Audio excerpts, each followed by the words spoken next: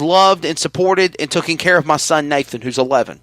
I don't get to see him as much as I'd love to because it's the career that I chose, but he can call me, he can talk to me. Every time I try to come home or I'm in the area, I swing by and see him. He's been on the road with me. We've been on the speed weeks together. Coming up next year, I'm planning on trying to have it where he can come on the road with me. But right now he's in school.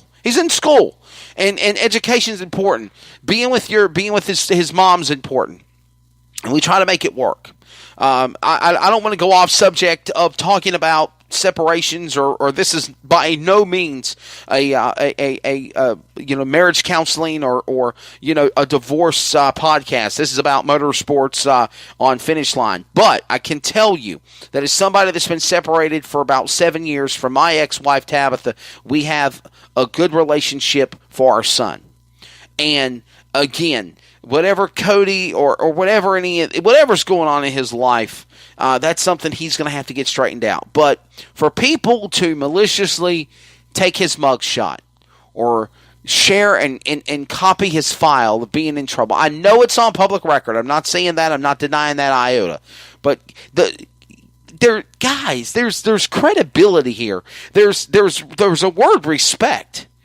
Look, I've been thrown to the wolves on several occasions myself about things that were completely false in life, and I had to, sift my way, dig my way out of the ashes to find the surface of the top of the dirt so I can poke my head out, just to say, I'm still breathing, I'm still alive.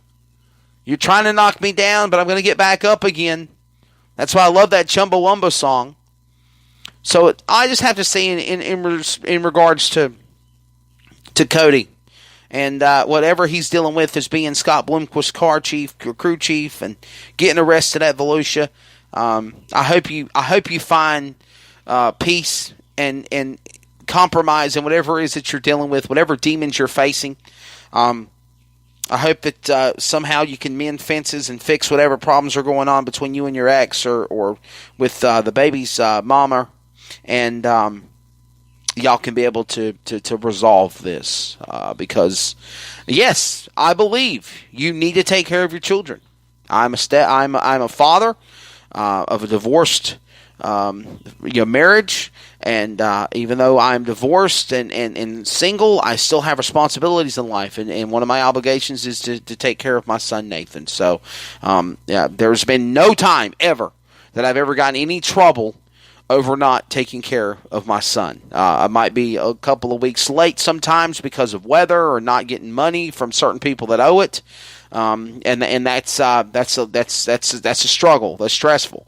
But as far as not stepping up to the plate and taking care of my children or my son Nathan, has never happened. If you're out there and you're listening and you have a separation, you have a divorce, or you're going through a divorce, and you have kids, don't let the kids suffer. Don't let the kids be a punishment because you and your wife or the wife and the husband can't get along, spouse can't get along. It's not their fault. It's not their fault. And whether you're there or not, or whether she's there or not, they need that support, and that money, financial support, needs to be there to help take care of those children. So, again, Cody, hope you find resolution, whatever you're dealing with. And I'm sorry that happened to you at the racetrack. Embarrassing. Freaking embarrassing. That's all I'm going to say. Valentine's Day, the day of love. Talking about divorces, talking about child support. Now we're talking about Valentine's Day and the day of love. Go figure, Wesley. Volusia Speedway Park, Brandon Sheppard.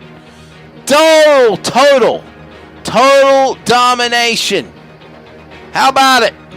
I'm just going to break it down to you.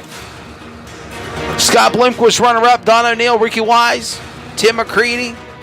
Shane Clinton was the quick man. Next night, guess who won? B-Shep. Brandon Sheppard, again, winning. Saturday. Over Mike Marlar. Friday night, Chris Madden, Saturday night. Wow. Total domination by Brandon Sheppard. And not only that, how about Rocket XR1 cars? Man, I'm telling you, Mark Richards Racing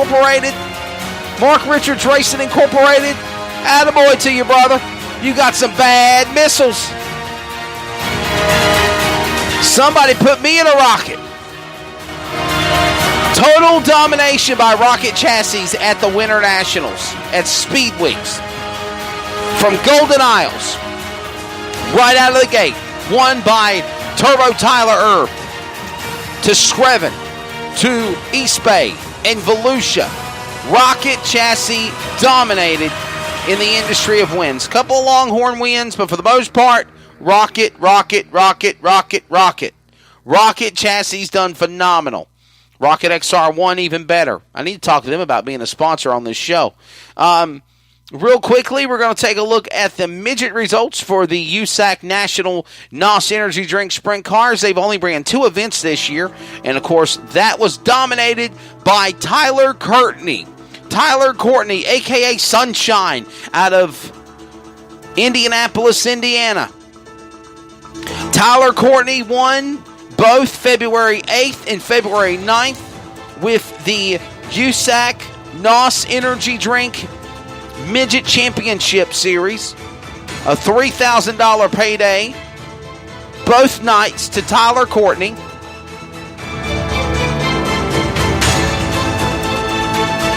Big wins. Night 1, the Clausen Marshall Racing Entry beat Chad Boat, Tanner Carrick, Coons, all the great people there. The next night, he did the same.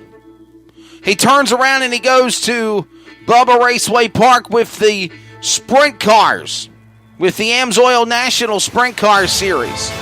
A 3-race series, and what a race it was between Chris Wyndham, Justin Grant, and C.J. Leary picking up wins in the AMSOIL USAC National Sprint Car Championship Series. Bubba Raceway Park had a great weekend. 31 sprint cars, 53 Mod Light Stars, and we'll recap the Mod Light Stars as well here in a moment. Chris Wyndham, big win. Bubba Raceway Park. Justin Grant, a win on Friday night. What a race for the ages to kick off the season for USAC and Bubba Raceway for the sprint cars on Thursday night. My goodness. Chris Wyndham, Justin Grant, sliders galore. More than what you get at a Crystals in the South or White Castle in the North, as my friend Dustin Jarrett quotes. Justin Grant finally breaking through. Chris Wyndham cut down a tire, leading. Looked like it was going to be Chris Wyndham to double down on Friday night. Cut down a tire, took him out of contention, couldn't come back through the field, and Justin Grant, his teammate for Team NOS Energy, went on to get the big win. And C.J. Leary, creeping all 2 nights, finally broke through in victory lane after getting a pass in the early going over Robert Ballou, the madman Robert Ballou, and getting a win to close out the AMSOIL USAC National Sprint Cars portion of Speed Weeks. Cannot close out Speed Weeks without talking about Needmore Speedway. What an awesome show they put on. Great racing. Cody Overton with wins.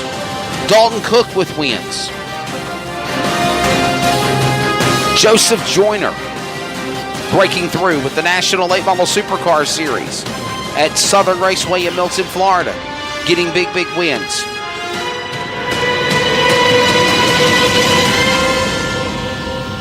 The Mod Light Stars, presented by Bilstein Shocks. James Hill doubled down for 2 nights in a row. He won the Race of Champions All-Star event last Wednesday night. Then he turned around and won on Thursday night in the opening race.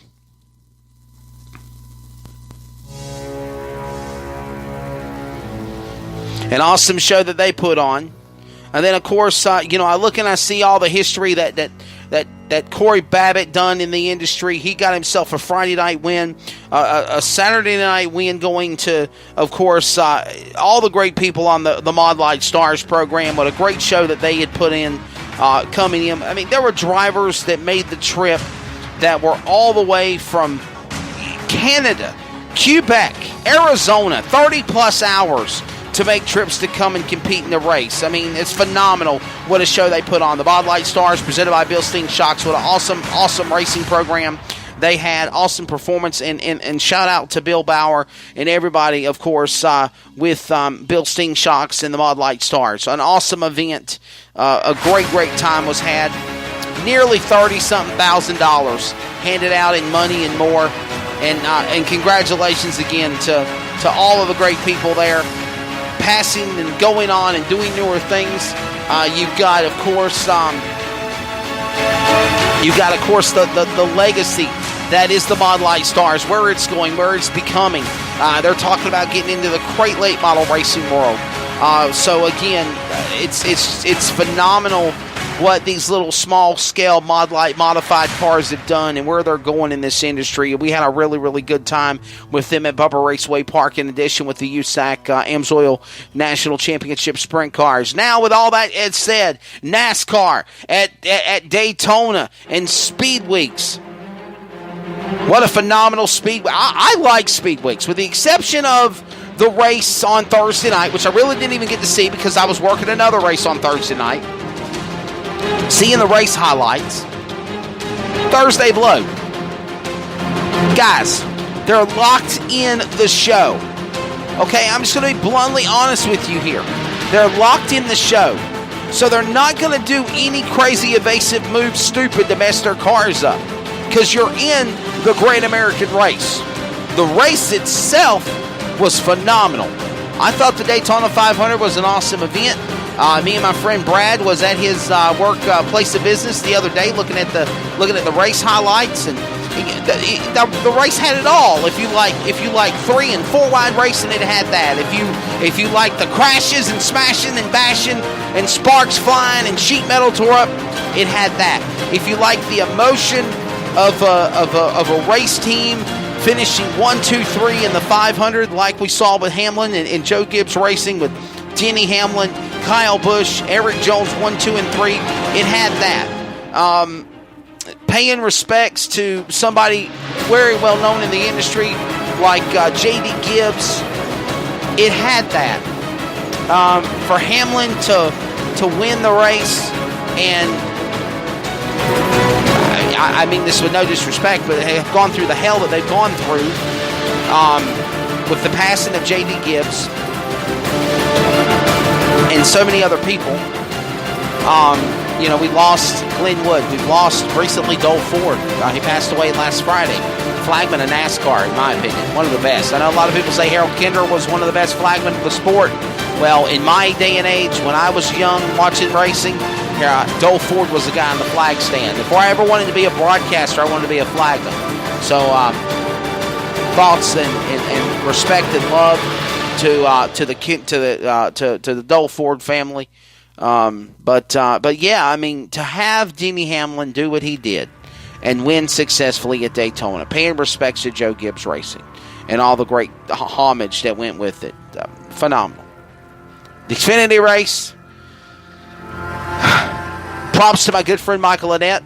I was so happy to see the Flying J #1 car win his first career NASCAR Xfinity Series win. Same thing like the Gander Outdoors truck race. Great show. But, there's a way you can take liking the race or disliking the race. If you like, 3 wide racing, side by side, fighting, sliding, passing for the lead, then that's the type of race you enjoyed because, at no time, of course, I did just see highlights of the race. I obviously, there's their boring moments, so they're single file. For the most part, they were 2 and 3 wide. When it came down to the last 10 laps of the race or so, people can say it was boring. Nobody wanted to jump out of line. Nobody wanted to make an evasive move to try to capitalize, pull the gap, make something happen. And what do you end up with? You end up with that side-by-side 2 lanes. If one guy jumps out of the groove, pulls down to the bottom, he cuts the air off, the other guy goes, fading to the back. And this is all in retrospect of the past.